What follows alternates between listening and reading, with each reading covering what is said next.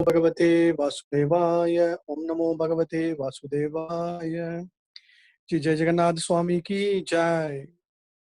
Hare Krishna. So welcome all to the second day of Puri Dham Yatra.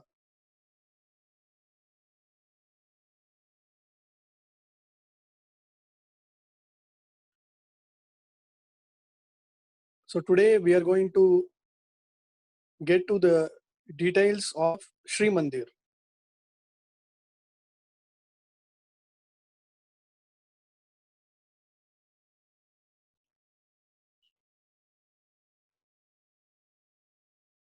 Devshekar Prabhu, will you be able Hare to Krishna, Prabhu. Dandut Brahm, Prabhuji. Sorry, Prabhu. Actually, I was not able to unmute myself, so just asked for permission. Okay. तो आज हम पूरी मंडल यात्रा की दूसरे दिन में हैं और आप लोग का हार्दिक स्वागत है इस यात्रा में। आज हम श्री मंदिर में स्थित सारे मंदिरों का दर्शन करेंगे, विग्रहों का दर्शन करेंगे और यहाँ से अपनी यात्रा की शुरुआत करेंगे। हरे Krishna. Today, before entering into the Sri Mandir, today we will see the features and the highlights and the importance built around the Sri Mandir. Shri मंदिर में प्रवेश करने के पहले हम श्री मंदिर के वैशिष्ट्य को जानेंगे, उसकी विशिष्टता और उसके गुणों के बारे में भी हम जानेंगे और समझेंगे।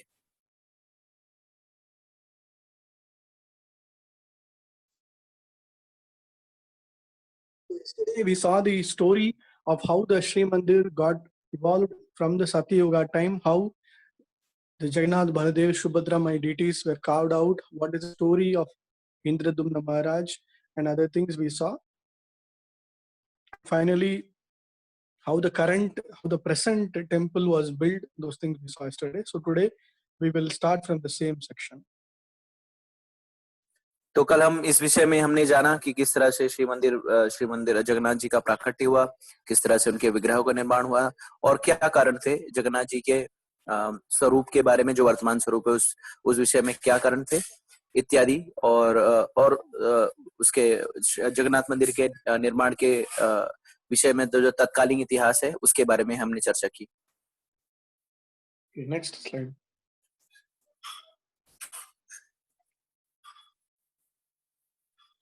So the current temple that we are seeing was built by Ganga Choda, like from the king from the Ganga dynasty. Okay, next one. So we all know this very famous top 10 amazing facts about the temple. For those who don't know, we will just quickly go through the topmost facts, amazing facts.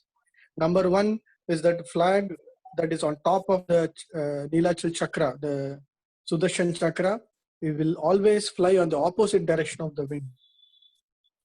तो हम श्री मंदिर के विषय में जो महत्वपूर्ण जो तथ्य है उस विषय में थोड़ी बहुत चर्चा करेंगे। प्रायः ये जो तथ्य है ये सर्वजन को विदित है, लेकिन फिर भी हम उसका एक बार पुनरावलोकन करेंगे। तो पहला जो तथ्य है, जो श्री मंदिर के शिखर पर जो झंडा लगा हुआ है वो सदैव जो हवा की दूसरी ओर फहरता रहता है या फड़कता रहता है। Number two is the big Sudarshan Chakra or Nilachal Chakra that we see on top of the temple cover is around 110, they are saying, but it is 20 feet tall, very huge one. Most amazing is wherever in and around Puri, if you stand and able to see the chakra will be facing towards you, whether you are in the east direction, whether you are in the west or north or south, any direction, it will be displayed as though it is facing your side. तो दूसरा जो तथ्य है जो बहुत महत्वपूर्ण है इस मंदिर के विषय में, जो गुंबद के ऊपर स्थापित सुदर्शन चक्र है, तो उसके बारे में बताया जाता है कि वो कम से कम 100 किलो का है, यानी 1 टन का है, और उसकी जो लंबाई है वो 20 फुट लंबा है। और एक सबसे बड़ी प्रमुख बात इस चक्र के विषय में ये है कि आप जगन्नाथपुरी के किसी भी स्थल में रहें, चाहे उत्तर दिशा में, पूर्व दिशा में, दक्षिण में, मध्य में, किसी भी दिशा में अगर आप इस चक्र को देखेंगे तो आपको यही प्रतीत होगा, आपको यही आभास होगा, यही अनुभव होगा कि चक्र जो है वो आपकी तरफ है। कभी भी आपको चक्र छुपा नहीं दिखेगा।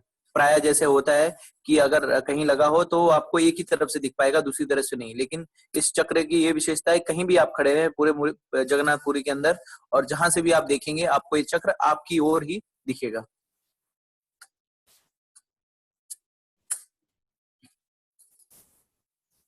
Three is like we all know, there is no planes, no birds, nothing will fly over the top of the hill or the in and around the temple region. और प्राय जैसे होता है कि कोई भी अगर गुंबद वगैरह या ऊंची चीज होती है तो वहां प्राय चिड़िया इत्यादि, कबूतर इत्यादि जो है घोंसला बना लेते हैं, वहां निवास करते हैं। लेकिन श्री मंदिर जगन्नाथ जी का जो मंदिर है उसके निकट, उसके ऊपर से कभी कोई चिड़िया और किसी प्रकार का कोई हवाई जहाज उसके ऊपर से होकर नहीं गुजरता। The main tower, the temple structure's main tower, where Jagannath Baldev Subhadra is sitting, that tower is base is so large that there will not be any shadow of the tower. और मंदिर का निर्माण इस तरह से हुआ है कि पूरे मंदिर में कहीं भी आप सूर्य की स्थिति कैसी भी हो, सूर्य किस तरफ भी हो, चाहे मध्यकालीन सूर्य हो या सुबह के समय का सूर्य का प्रकाश हो या संध्या काल में, किसी भी काल में सूर्य का प्रकाश पड़ने के बावजूद भी मंदिर के जो विग्रह है, मंदिर के जो इमारत है, उसका कहीं आपको किसी प्रकार का छाया नहीं दिखाई पड़ेगा। Temple is very close to sea. However, during the daytime, it will be opposite. Like instead of usual way of the wind moving from sea to land, and in the evening time from land to sea, it is directly opposite in Puri. So in the morning time, you will see the breeze like going from land to sea, and in the evening time it will move from sea to land. Similarly, when we enter via the Simhadwar, the heat, we can hear the sound waves. But once we enter inside the temple, we will not be able to hear any of the sound waves. एक और जो प्रमुख चीज इस मंदिर के विषय में है कि जब आप इसके प्रमुख द्वार, जिसे सिंहद्वार के नाम से भी जाना जाता है, उस सिंहद्वार से जब आप मंदिर के अंदर प्रवेश करेंगे तो सिंहद्वार पे जब आप रहेंगे तब आप समंदर की लहरों की आवाज सुन पाएंगे, और वो आवाज सिर्फ सिंहद्वार तक ही सुन पाएंगे। जब तक द्वार पे ही रहेंगे तब तक आप उस समंदर की लहरों की आवाज को सुन पाएंगे, परंतु जैसे ही आप मंदिर के अंदर प्रवेश करेंगे वो आवाज आपको सुनाई बंद हो जाएगी, आपको सुनाई नहीं देगी। दूसरी एक विशेषता ये है कि प्राय क्योंकि पुरी का जगन्नाथ मंदिर जो है वो समंदर के निकट है, तो प्राय इस तरह से होता है कि संध्या के समय जो हवा है वो क्या कहते हैं, जमीन से समंदर की ओर बहती है, और सुबह के समय समंदर से जमीन की तरफ बहती है। लेकिन पुरी में इसका ठीक उल्टा होता है। सुबह के समय हवा जो है वो समंदर से जमीन से समंदर की ओर जाती है, और संध्या काल के समय में समंदर से जमीन की ओर हवा आती है। And the very important ritual of changing the flag daily in the evening time around 5:30, 6 o'clock. So it is happening ritually. It is done manually by the specific pandas who are trained from their ancestors, and they daily climb on the Gopuram and change it manually. So this has been happening for the last 1800 years. So many times in between during the Mughal period, when it was shut down nearly for 18 years, one time the temple was completely shut down. तो मंदिर के गुंबद पे हर रोज जो वहां का ध्वज है उसे बदला जाता है संध्या काल के समय 5:30 बजे के आसपास। और ये जो प्रक्रिया है, ये एक खानदानी जो सेवक गण है उनके खानदानी चलाया हुआ है। तो एक ही परिवार के खानदान पीढ़ी दर पीढ़ी जो लोग हैं, एक ही खानदान के लोग इस कार्य को करते हैं। हर संध्या काल के समय जाके मंदिर की ध्वजा को बदलते हैं। और अगर ऐसा कतिपय नहीं हो पाया तो ये जो एक बार ऐसा हुआ था कि मंदिर का ध्वज जो किसी कारणवश उसे बदला नहीं जा सका, तो उसके बाद जगन्नाथ जी का मंदिर जो है वो पूरे 18 वर्षों तक बंद पड़ा रहा। Most important is the prasadam of Sri Mandir. So they have the capacity to make more than 1 lakh devotees per day. So irrespective of the numbers, whether it is 2,000 to 20,000, whatever quantity they do for particular day, it gets completed and there is no waste, and also there's nobody will say, no, I had less prasadam. So it is more like it is not insufficient as well as not waste. दूसरी एक विशेषता रसोई घर से संबंधित है। तो जगन्नाथ मंदिर के प्रांगण में जो रसोई घर है उसमें प्राय जो है 1 लाख लोगों तक के लिए भोजन प्रसाद बनाया जा सकता है। और जब भी मंदिर में प्रसाद बनता है तो उस समय मंदिर के प्रांगण में या अतिथि चाहे 2000 आए या 20,000 आए, प्रसाद जो है वो ना तो कभी कम पड़ता है ना तो कभी खराब होता है। जितना भी बनता है, जितने भी लोगों के लिए बनता है, चाहे वो 2000 हो या 20,000 हो या 2 लाख हो, वो प्रसाद उन्हीं में खप जाता है। कभी प्रसाद कम नहीं पड़ता और कोई भी व्यक्ति ये नहीं बोल पाता कि आज मुझे कम प्रसाद मिला या मैं भूखा रह गया। And the most unique is the way they cooking style, where they keep 2-3 pots or 4-5 pots one by one on top.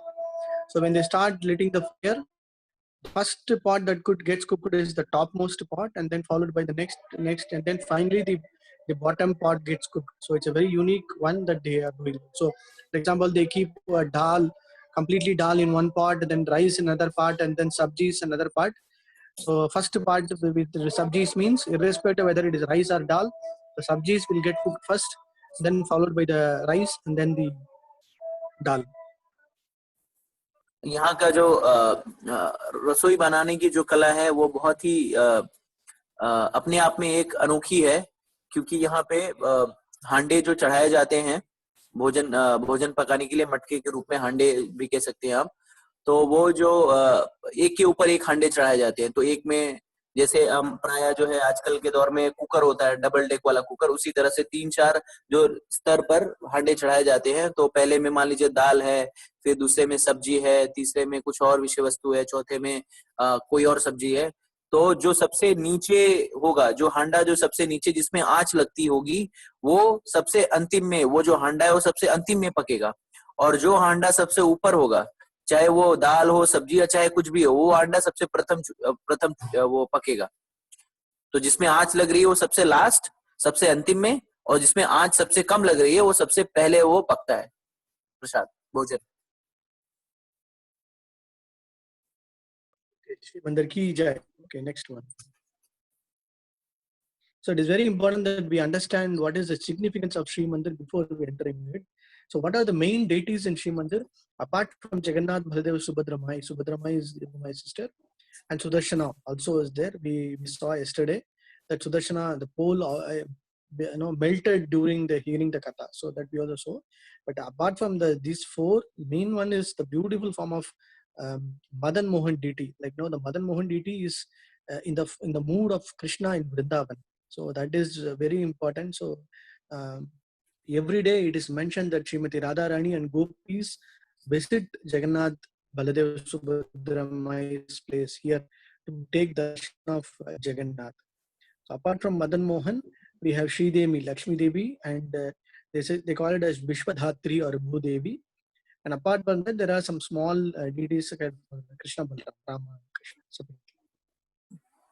तो मंदिर के अंदर के जो प्रमुख जो विग्रह हैं उनके विषय में थोड़ी चर्चा कर लेते हैं। तो जैसा कि आप लोग जानते हैं, जगन्नाथ जी जो हैं वे स्वयं परम पुरुषोत्तम भगवान श्री कृष्ण हैं।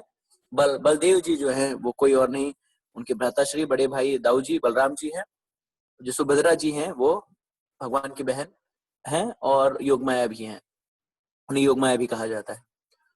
इसके अलावा सुदर्शन चक्र है, जैसा कि हमने कल कथा में सुना था कि किस तरह से कृष्ण बलराम की बाल लीलाओं को सुनकर सुदर्शन जी किस तरह से वे पिघल गए और फिर एक डंडे का स्वरूप धारण कर लिए थे अष्ट सात्विक विकार की वजह से। उसके बाद जो महत्वपूर्ण जो विग्रह है वो मदन मोहन जी के विग्रह है। तो मदन मोहन जी के विग्रह जो है वो वृंदावन भाव में है, ब्रज भाव में है। तो ऐसी मान्यता है कि आज के काल में भी राधा रानी और अन्य गोप सखियां जो हैं वो जगन्नाथपुरी आती हैं और मदन मोहन जी से भेंट करती हैं जगन मोहन गर्भगृह में। और श्री देवी जी है जिन्हें लक्ष्मी देवी हैं, विश्वधात्री, जैसे कि दक्षिण भारत में उन्हें भूदेवी के नाम से भी जाना जाता है। और फिर राम और कृष्ण, जो कि कोई और नहीं, कृष्ण और बलराम है। Generally, we all think only Jagannath, Baladev, Subhadra Mai. So this is the beautiful deity of Madan Mohan, Sri Devi, and Vishwadhatri. So we all know we might have taken darshan of Jagannath, Baldev, Subhadra, right? But it's also very important that we take, because these are the deities, they go out during Chandan Yatra, during the small Yatra festivals. तो So जैसा कि only प्राय Jagannath, Baldev, Subhadra comes out. जैसा कि प्राय एक भ्रांति है कि जगन्नाथ मंदिर में सिर्फ जगन्नाथ बलदेव सुभद्रा के ही विग्रह है, ऐसा नहीं है। वहाँ पे बहुत ही प्रीतम बहुत ही अन्य अन्य विग्रह भी हैं। और जैसा कि आप यहाँ पे देख पा रहे हैं, ये बहुत ही सुंदर मदन मोहन जी के विग्रह है, जिनके साथ में श्रीदेवी और विश्वधात्री अथवा भूदेवी जी भी है। और यही वो विग्रह है जो विभिन्न उत्सवों में बाहर जाते हैं नौका विहार करने के लिए, चंदन यात्रा के समय इत्यादि। जब भी भगवान के विग्रह जो बाहर जाने की मतलब जो भी कार्य होते हैं, तो इन विग्रहों को बाहर प्राय ले जाया जाता है। Madan Mohan ki chai. Next one.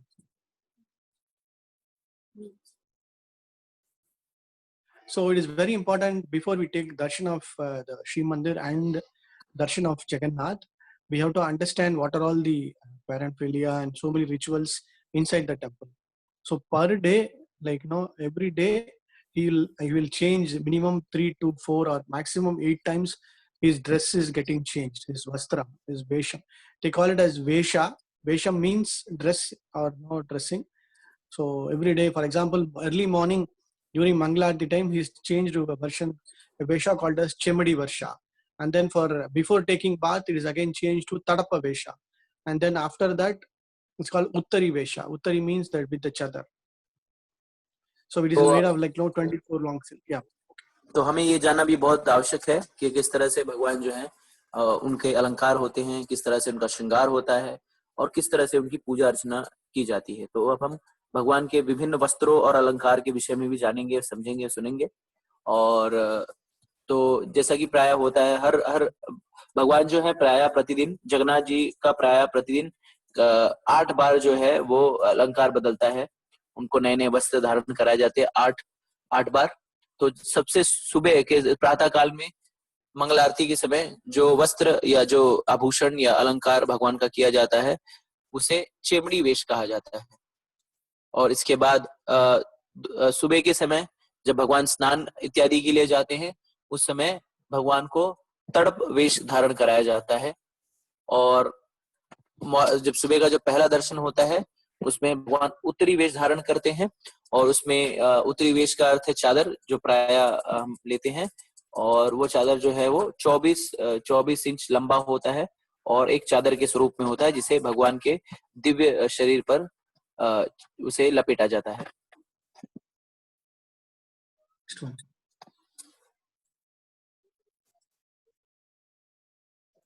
And last, this is the most beautiful darshan. When you go in the night time, it's called Bada Shringar Vesha. So he knows, Jagannath knows that no Shrimati Radharani Gopis are coming. So he is always called as Sarva Alankara Bhushan. Like how Lord Shiva is called as Sarva Abhisheka Bhushanam. So for him, always Abhishekam is most predominant. But for Jagannath, Krishna, Vishnu, Alankaram is very important. The decoration, the way he dresses, even during, it is said, whenever he goes and kills any demon also, immediately after killing demon, he will just look at himself like everything is okay. So in that way, he wants to ensure he is always very, very, in the sense like very beautiful, attractive for the gopis and for Radharani. So every day night when Srimati Radharani and gopis visit Jagannath Puri, so he wants to have in a very nice shringar. So night 10 o'clock they will make very nice, very attractive dressing, that is called as Bada Shringar Vesh. So in that, most importantly, there is something called as Gita Govindam. So it's called as Govindam Khandwa. Khandwa means the entire Gita Govindam is written on the sari or on the cloth, and it is woven around Jagannath's head. तो सारे वेशों में जो सबसे महत्वपूर्ण जो वेश होता है वो रात्रि के समय का होता है, जिसे बड़ा श्रृंगार वेश भी कहा जाता है। प्राय ये बड़ा भगवान जो है कृष्ण, विष्णु, ये जैसे शिव जी जो है, शिव जी प्राय जो है उनको अभिषेक बहुत ही अच्छा लगता है। मतलब शिव जी की शिवलिंग की पूजा हो रही है तो अगर उसे अभिषेक अच्छी तरह से नहीं किया जाए तो उसे प्राय अधूरा माना जाता है। इसी तरह विष्णु कृष्ण इत्यादि जो है वो अलंकार भूषणम है, उन्हें अलंकार पसंद है। तो आप जब कृष्ण विष्णु इत्यादि के जो विग्रह देखेंगे तो उन्हें बहुत सुंदर सुंदर अलंकार उनको धारण कराए जाते हैं, चाहे लड्डू गोपाल हो गया, चाहे कोई भी विग्रह हो गया भगवान विष्णु तत्व या कृष्ण के, तो सारे जो है वो अलंकारों से सजाए जाते हैं। उसी तरह से यहाँ पे भी जगन्नाथपुरी में भी जगन्नाथ जी को इस रात्रि का जो श्रृंगार है बहुत ही भव्य तरीके से किया जाता है।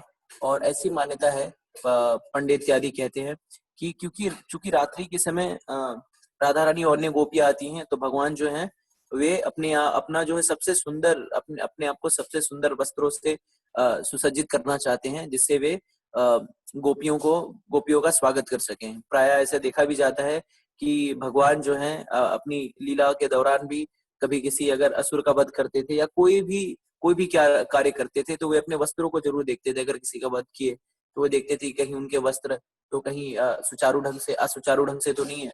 तो भगवान अपने अपने अपने श्रृंगार के प्रति बहुत ही सजग रहते थे। उसी चीज को प्रदर्शित करने के लिए यहाँ पे जगन्नाथ जी को भी बहुत ही सुंदर श्रृंगार किया जाता है रात्रि के समय। और सबसे महत्वपूर्ण बात यह है कि जो भी श्रृंगार किया जाता है उसमें जो भी वस्त्र होते हैं उसमें गीत गोविंद के श्लोक इत्यादि जो है उसमें उनको गढ़ा गया रहता है, उनकी कढ़ाई की गई रहती है। और इन इन इन इस वस्त्र को गीत गोविंद खांडाऊ ऐसा भी कह के प्राय जो है जो स्थानीय निवासी है वो बुलाते हैं, पुकारते हैं। Every day this Gita Govindam Khandwa, called as Khandwa, it is tied around Jagannath's head, and then later it is given out as prasadam to all the devotees. So if somebody gets it, they are very, very fortunate. Second, there are 8 floral ornaments that is put on Jagannath. 8. Like one will be nose ring, other will be his big mala, then something on his ears. Like that, they will do some 8 different floral decorations on his body. तो ये गीत गोविंद खांडवा जो है ये 12 foot लंबा होता है और लाल रेशम के कपड़े से बना हुआ रहता है। और प्राय इसे भगवान के विग्रह के सर पे इसे बांधा जाता है और हर दिन सुबह इसे प्रसाद के रूप में वितरित किया जाता है। जिस किसी महानुभाव को या भक्त को ये खांडवा प्रसाद मिलता है वो उसे बहुत भाग्यशाली समझा जाता है। और इस श्रृंगार की और भी एक विशेषता ये है कि इसमें 8 विभिन्न प्रकार के फूलों से भगवान को अलंकृत करते हैं, जैसे कान में कुंडल पहनाना, गले में फूलों का हार पहनाना इत्यादि इत्यादि। Next, we can take darshan of Bada Shringar Vesh. Okay, this is the Bada Shringar Vesh where you see I've just shown that is the Gita Govindam. तो ये जो आप देख पा रहे हैं चित्र में अपने मोबाइल के पटल में, लैपटॉप के पटल में, वो गीत गोविंद जो हमने बताया अभी अपनी चर्चा की कि किस तरह से उसे भगवान के मस्तक पे लपेटा जाता है। तो ये आप देखिए एक एरो, एक तीर जो खींचा हुआ है वो उसे इंगित कर रहा है कि वो गीत गोविंद खांडवा जो है उस तौर को है, पीले कलर में है, पीले रंग में है। The next one you see on the right hand side is the pillar, the post is the Sudarshan Chakra. और जो आप अपने दाएं तरफ जो देख पा रहे हैं एक डंडे जैसा वस्तु, वो सुदर्शन चक्र जी है। So what should you do? जय जगन्नाथ। जय जगन्नाथ। जैसा कि हमने कहा था यात्रा की शुरुआत में कि जब भी हम जगन्नाथ जी के विग्रह को देखें तो हमें जय जगन्नाथ का उद्घोष करना है अपने हृदय से। अनम्यूट करके आप उद्घोष कर सकते हैं अपने आप को। This is the 8 floral arrangements. Chandrika will Alakkapati, Pushpalatika, Karapallabha, Makara Kundala, Padaka, Guna, and Jumpa. Jumpa is very nice. Jumpa is the one that is put on his nose. And Pushpamala, very big, 12 feet long garland, and also Tulsi Mala. तो ये प्रकार के जो 8 प्रकार के जो अलंकार हैं उनके प्रकार, पहला है चंद्रिका, दूसरा है पुष्प तिलका, तीसरा है करपल्लभा, चौथा है मकर कुंडला, पांचवा है पादका, छठा है गुना और झुम्पा। झुम्पा जो है प्राय झुमके जैसा होता है जो भगवान की नासिका पे लटकाते हैं, और पुष्पमाला और तुलसी माला।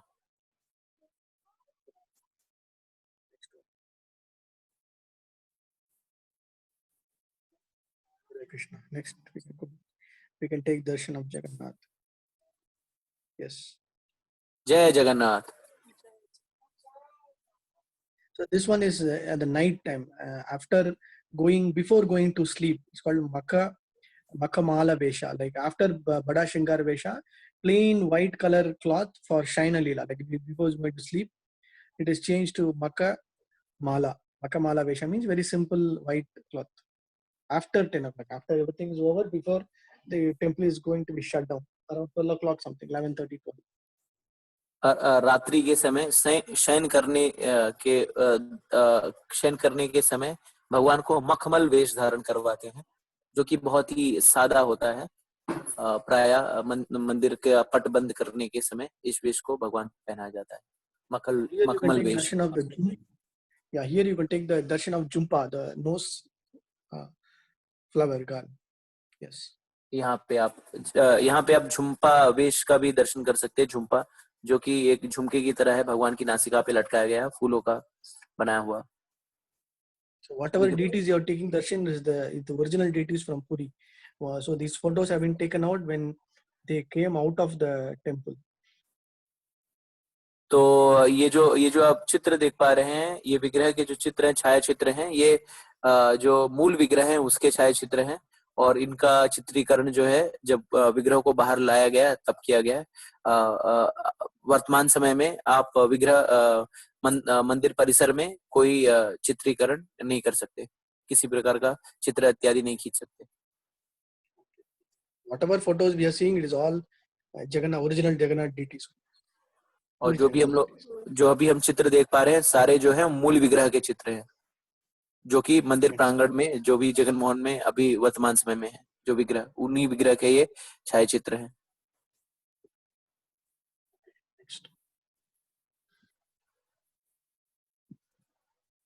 So his color, his decoration, alankaram is also very, very beautiful. It's Pancharatra Pradipa. It is based on Pancharatra Pradipa.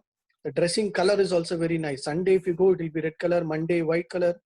Wednesday, green color. Thursday, kind of yellow, gold, sapphire, based on the planets. So he wants to exhibit all these planets are also under his control, and at the same while, he wants to exhibit that particular color for pleasing the devotees. तो भगवान के जो वस्त्र के जो वर्ण हैं, रंग हैं, वो भी दिन के हिसाब से उन्हें बांटा गया है.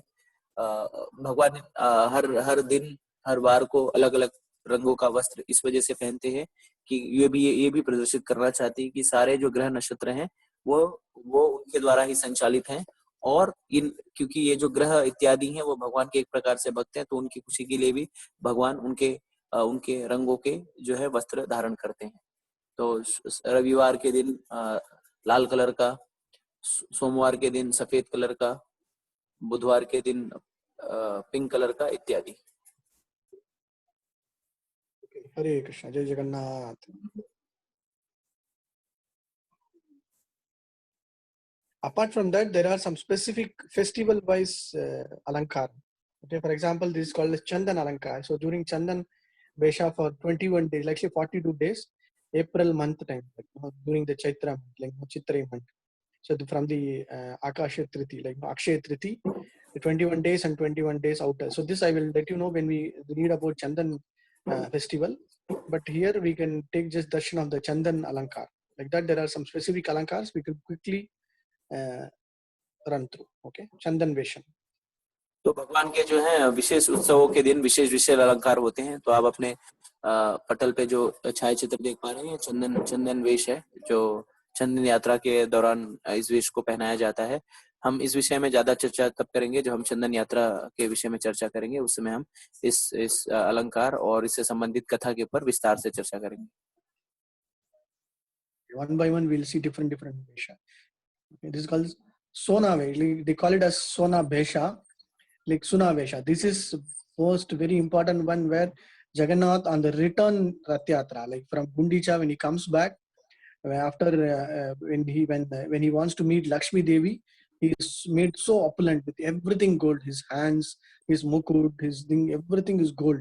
That's what is called as Sona Vesha. Like they call it as Suna Vesha, whatever be. तो अभी आप ये भगवान के सोना वेशा का दर्शन कर रहे हैं।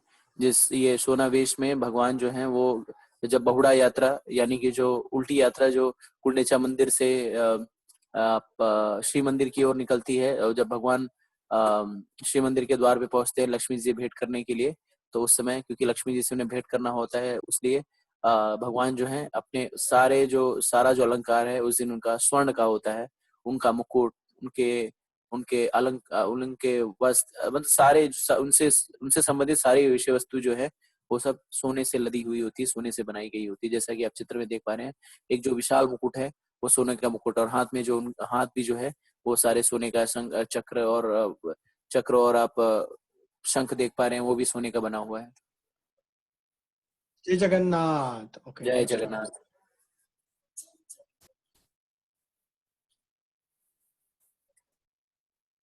And then this is also called as two alankars. One is called Hati Vesha and Rukmani Hara Vesha. Like during one particular time, they put it very like opulent as king. Other one famous like immediately after Snana Yatra, they put this elephant mask, the Hati Vesha. So this Leela also we will tell when we read about Jagannath pastimes. तो ये जो अलंकार है ये इसे रुक्मिणी हरण वेश कहा जाता है, जिसमें भगवान का राजसी ठाट बाट से युक्त जो है श्रृंगार किया जाता है।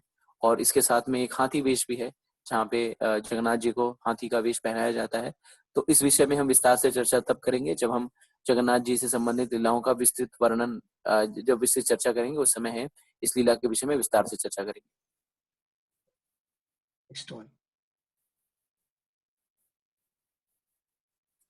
Then another during the summer time they do this called as one based on the Tithi and the star. There are different Veshas also.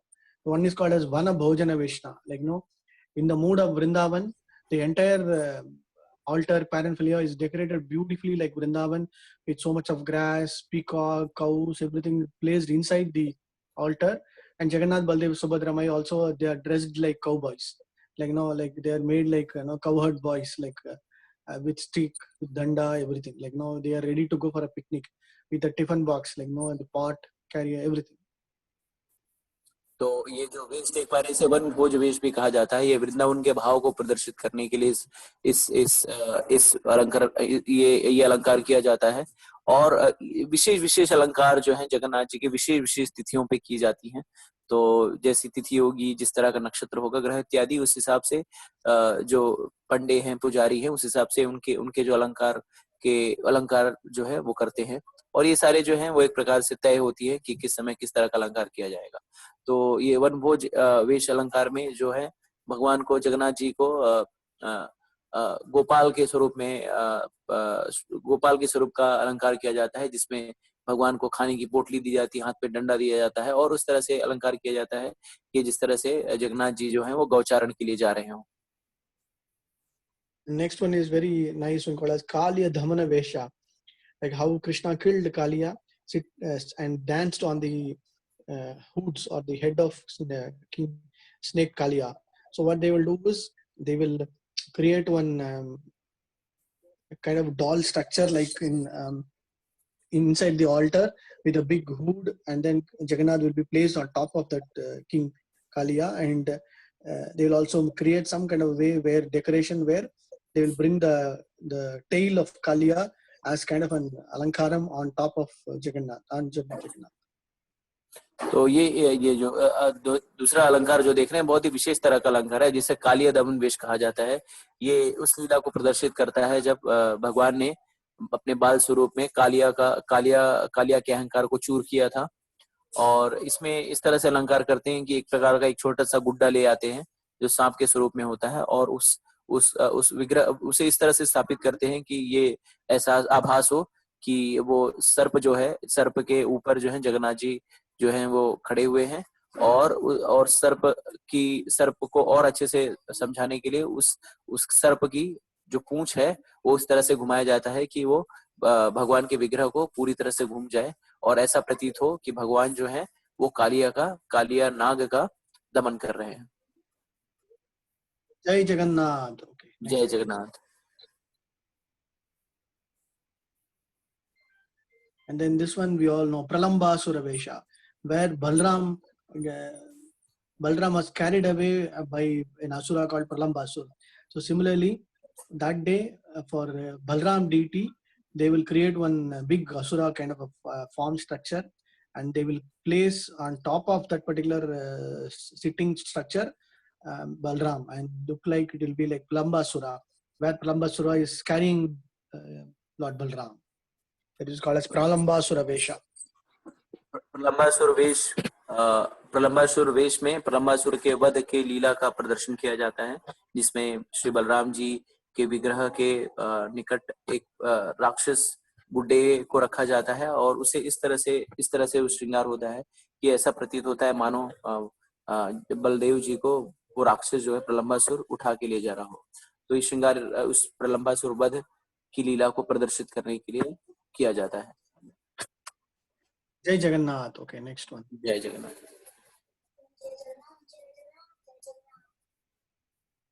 This is called as Ratna Vedi or Bidi, like Vedi, whatever, however you call it in Odia, meaning the Simhasan or the pedestal on top of the deities are made.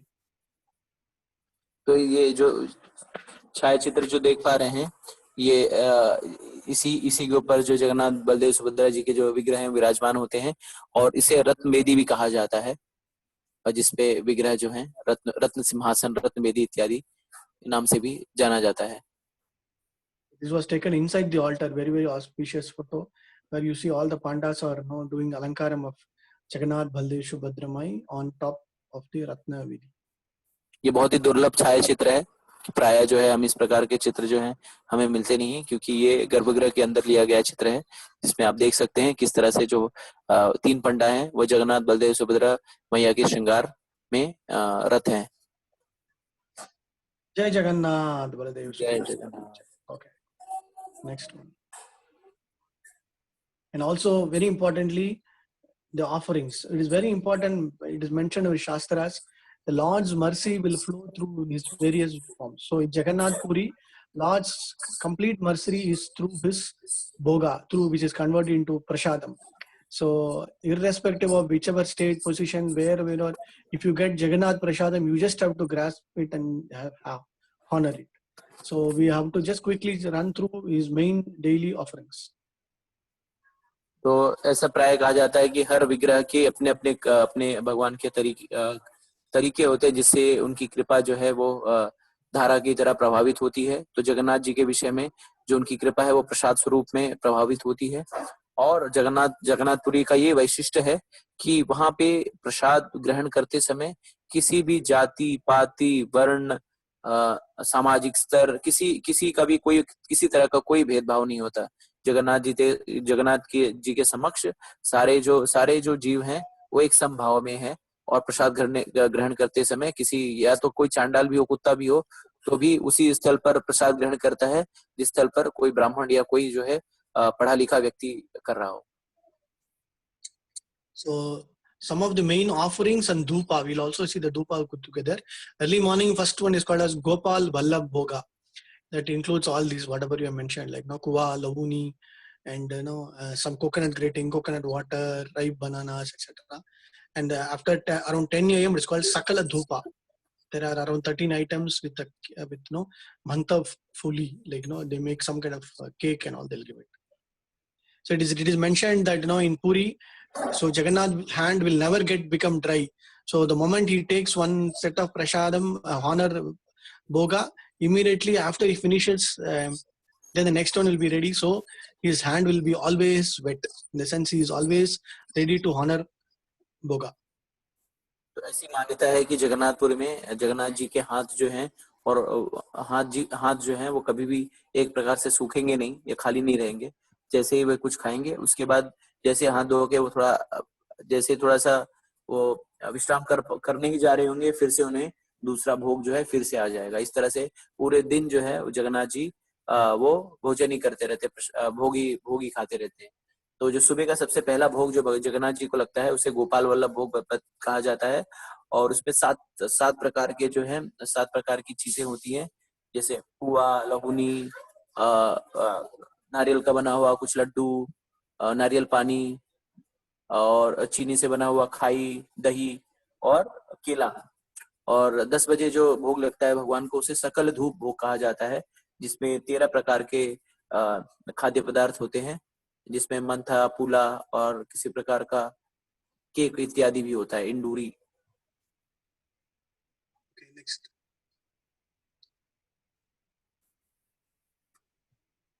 This is the most important one called as Bhada Shankugudi Bhoga.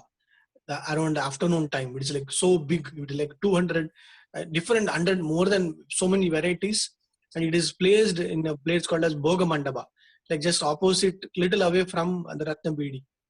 So it is called it is also called as Chatra Bhog. It was introduced by Adi Shankaracharya.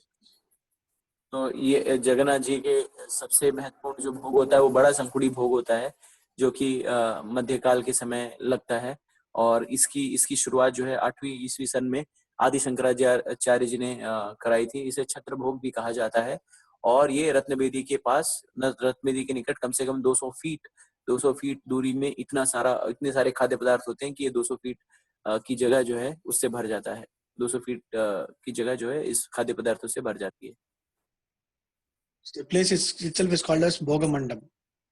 और उस स्थल को भोग मंडप भी कहा जाता है। After that, there is the other Dhoop times like Madhyan Dhoop, Sandhya Dhoop, and Bada. And lastly, we have already seen the Bada Singhar Bhog.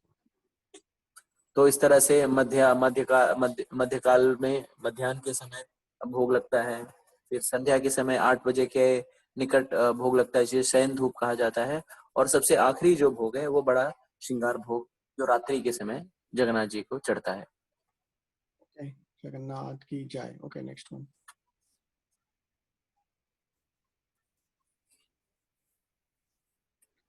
So today we will just take outer darshan. So this is the main temple structure.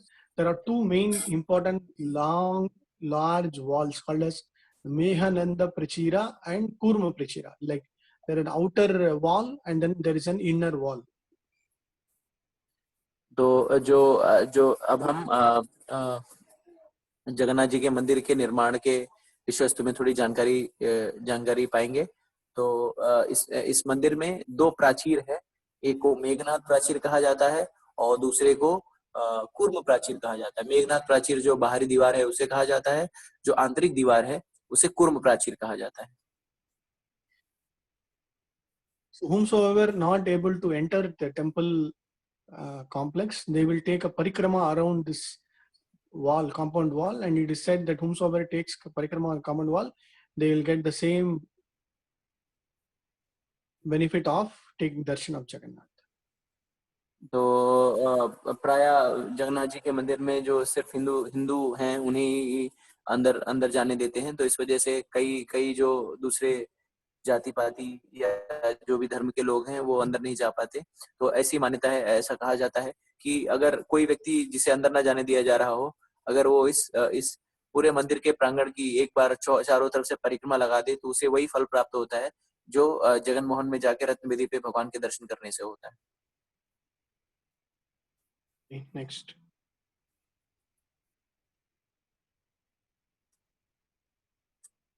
And there are 4 main entrances called as Simhadwar, Hathidwar, Vairagridwar, and Ashwadwar, meaning like lion, elephant, and tiger and horse. So towards east is Simhadwar, and like that similarly there are 4 other different entrances to the main temple. तो जगन्नाथ मंदिर के प्रांगण में प्रवेश करने के लिए 4 प्रमुख द्वार हैं, जिससे आप मंदिर में प्रवेश कर पाएंगे। तो हर दिशा में एक द्वार है। तो सबसे जो पहला जो मेन द्वार है, जहाँ से रथ यात्रा की शुरुआत होती है, जहाँ से जगन्नाथ जी रथ यात्रा में जाने के लिए आते हैं, उसे सिंह द्वार कहा जाता है। सिंह का अर्थ होता है शेर। फिर दूसरा द्वार है उसे हाथी द्वार कहा जाता है। हाथी का अर्थ है हाथी। और तीसरा जो है व्याघ द्वार आता है, व्याघ द्वार जो जिसका अर्थ है शेर का द्वार।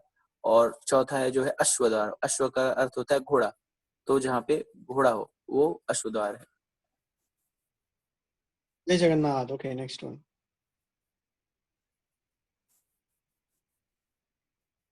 And in the this is called as Arunastamba. Like we'll see. This तो is ये Arunastamba.